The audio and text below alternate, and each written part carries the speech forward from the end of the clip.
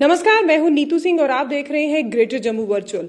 आज जम्मू कश्मीर के सियासी गलियारों में एक खबर आई है जिसने सबको सकते में डाल दिया है और खबर ये है कि नेशनल कॉन्फ्रेंस के party president doctor Farooq Abdullah ने स्टेप डाउन किया है पार्टी प्रेसिडेंटशिप से। तो ये क्यों एकदम से ये फैसला लिया गया, इस पर बात करने के लिए हमारे साथ है रतन लाल गुप्ता जी, जो कि एक्स एमएलसी भी हैं और पार्टी प्रोविंशियल प्रेसिडेंट भी रहे हैं। सर, आपसे जानना चाहेंगे कि फारूक अब्दुल्ला साहब ने एकदम से स्टेप डाउन किया, इसके पीछे का कारण क्या है? देखिए, हमारे पिछले दिनों में पूरी जम्मू कश्मीर के अंदर मेंबरशिप हुई। उसके बाद हमारे यूनिट निचली सतह से शुरू हुए।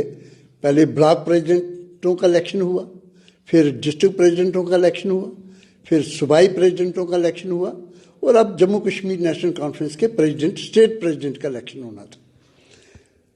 तो ये प्रोसेस डेमोक्रेसी में ये एक खूबसूरती है कि इलेक्शन प्रोसेस जो है हमारी पार्टी के अंदर भी इसी ढंग से चलता है, इलेक्शन का सिस्टम। तो आज जम्मू कश्मीर नेशनल कॉन्फ्रेंस के प्रेसिडेंट, स्टेट प्रेसिडेंट का इलेक्शन आज नोटिफिकेशन निकल गया है उसका। तो ये एक प्रोसेस शुरू हुआ है और अब उसमें नॉमिनेशन डेट्स हैं, फिर स्क्रूटनी होगी, विड्रॉवल होंगे और उसके बाद अगर ज़रूरत पड़ी तो 5 दिसंबर को इलेक्शन होगा। तो ये इलेक्शन, अब डॉक्टर साहब ने इसी दौरान ये कहा कि भाई साहब, मेरी सेहत इजाज़त नहीं देती तो मैं स्टेप डाउन करना चाहता हूँ। तो अब देखते हैं उसमें क्या होता है, क्योंकि इलेक्शन अनाउंस हो गया। तो इलेक्शन में तो ये है, कोई भी इलेक्शन फार्म भर सकता है, इलेक्शन के लिए, प्रेसिडेंट के इलेक्शन के लिए खड़े हो सकता है।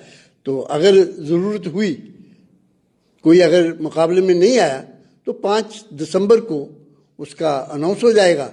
अगर मुकाबला हुआ तब भी 5 दिसंबर को इलेक्शन हो जाएगा। सर, सुनने में आया है कि अटकलें लगाई जा रही हैं कि फारूक अब्दुल्ला साहब ने इसलिए ये स्टेप डाउन किया है क्योंकि जो उमर अब्दुल्ला साहब हैं वो पार्टी प्रेसिडेंट बनेंगे।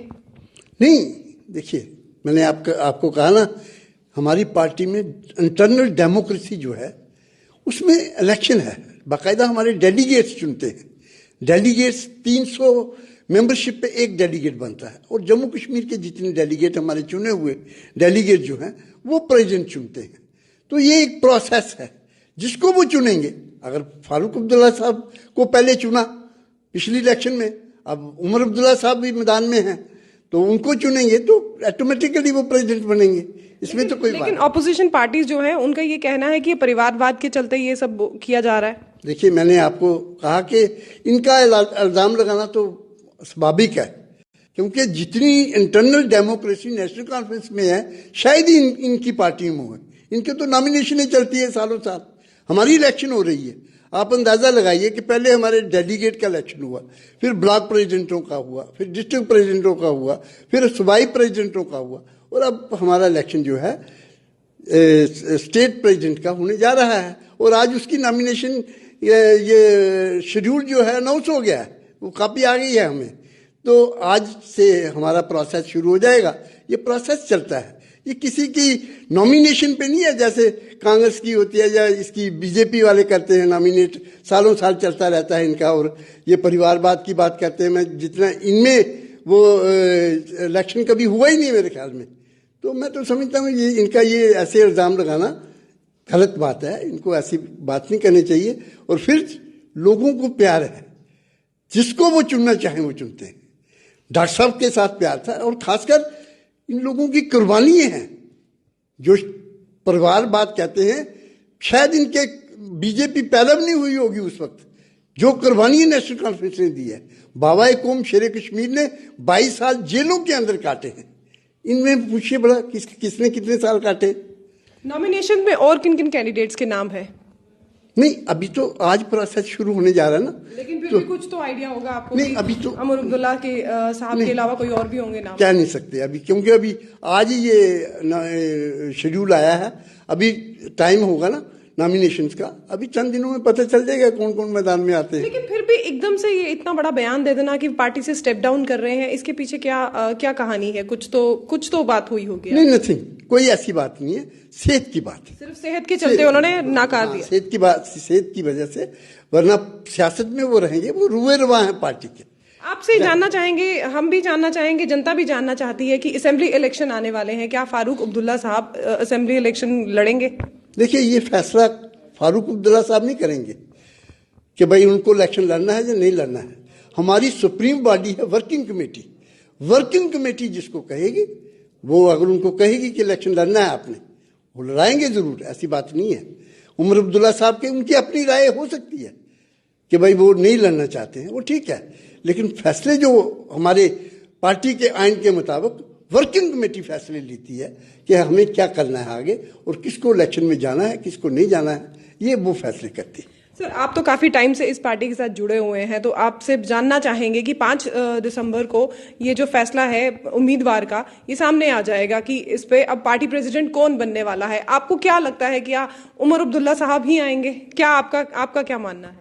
देखिए, चुनना तो हमारे ये जो डेलीगेट्स हैं उन्होंने चुनना है, लेकिन ये संभावना यही है कि जिस ढंग से उन्होंने पहले भी प्रेसिडेंट रहे हैं, जिस ढंग से पार्टी को उन्होंने चलाया है, जिस ढंग से आज पार्टी वर्कर जो है निचली सतह से उनसे इतना प्यार करते हैं, और जिस ढंग से administration as a chief minister उन्होंने चलाया है, वो मिसाल लोग देते हैं कि साहब इतनी छोटी सी उम्र में इन्होंने इस ढंग से, आपको पता होगा कि जब ये फॉरेन मिनिस्टर थे, he was the youngest minister in the Atal Bihari Vajpayee government.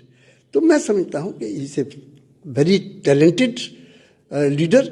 हमारे लोग उनको प्यार करते हैं, पार्टी के छोड़ के मैं समझता हूँ कि दूसरे लोग भी उनसे प्यार करते हैं। स्टेप डाउन करने का मतलब ये तो नहीं कि अब एनसी को एक नया चेहरा चाहिए, एक यंग चेहरा चाहिए? नहीं, देखिए, डॉक्टर साहब तो स्टेप डाउन तो सेहत की वजह से उन्होंने कहा है हमें कि भाई हम स्टेप डाउन, लेकिन उनका आशीर्वाद तो हमारे साथ रहना है।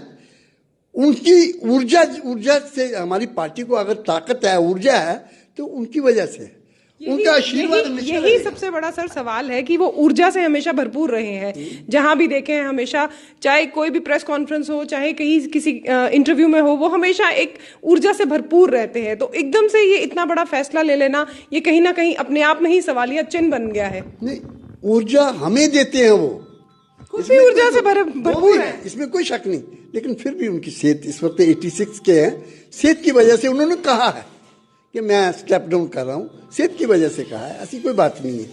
बाकी तो उनका आशीर्वाद रुए रवां है हमारी पार्टी के, उनकी वजह से हमारी पार्टी में इतनी ताकत जो है, मैं समझता हूँ, जो हमारी मजबूती है जम्मू कश्मीर के अंदर, दूर दराज आप अंदाज़ा लगाइए कहाँ वार्ड बने हैं, अभी पिछले महीने वहाँ गए हुए थे। तो उनकी जो गुड विल है, मतलब जो उनकी विल पावर है, कोई मुकाबला नहीं। सर, ग्रेटर जम्मू से बात करने के लिए शुक्रिया। Thank you. तो ये थे हमारे साथ रतनलाल गुप्ता जी, जो एक्स एमएलसी और पार्टी प्रोविंशियल प्रेसिडेंट भी हैं। इनका साफ तौर पे कहना है कि डॉक्टर फारूक अब्दुल्ला ने जो पार्टी प्रेसिडेंटशिप से स्टेप डाउन किया है, उसके पीछे का कारण है उनकी सेहत उनको इजाजत नहीं दे रही, और शायद अटकलें भी लगाई जा रही हैं। कहा भी जा रहा है कि शायद अब उमर अब्दुल्ला इस पार्टी की कमान को संभालेंगे। इसी तरह की और अपडेट्स के लिए जुड़े रहिए ग्रेटर जम्मू वर्चुअल के साथ। कैमरामैन अजय जाडू के साथ मैं नीतू सिंह, ग्रेटर जम्मू वर्चुअल के लिए।